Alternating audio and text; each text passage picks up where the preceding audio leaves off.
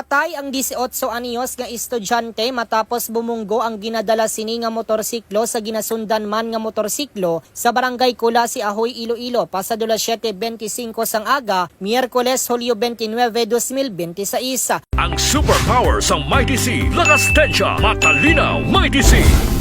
Ginkilala ang napatay nga si Michael Balayo Cacho, 18 anyos, kag residente sang sitio Manlod, Barangay Santo Rosario, Ahoy, Iloilo. Samtang sakay naman sa motorsiklo nga Suzuki 125 ang mag-asawa nga Sanday Anthony Martin V. Makairan, 44 anyos, kag Maricel A. Makairan, 43 anyos, nga lunsay residente sang Barangay Kulasi, Ahoy, Iloilo. Sa interview sang K5 News Ramsara kay Police Staff Sergeant Nixon Estacion, investigador sang Ahoy Municipal Police Station, ginpahayag sini nga halin ang mag-asawa sa ila balay apang sang maliko na kuntani ang bana agud magpatughong sa gasolinahan. Hinali nga nag-overtake si Cacho, rason nga nabungguan niya ang pangulihi nga porsyon sang motorsiklo nanday Makairan. Bangod sa impact, ang mag-asawa ang nakaangkon sang minor nga pilas apang si Cacho ang natam-an bangod nga nalampos ang iya ulo sa simento nga amo ang gintunaan sang iya kamatayon. Gilayon ini nga gindala sa Sara District Hospital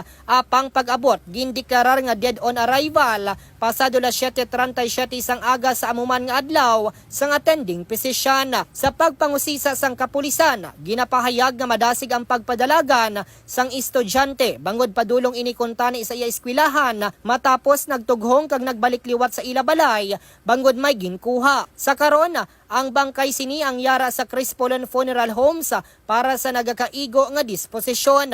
Suno ka istasyon nga desidido naman nga maghatag sang bulig ang mag-asawa para sa pagpalubong sa diin.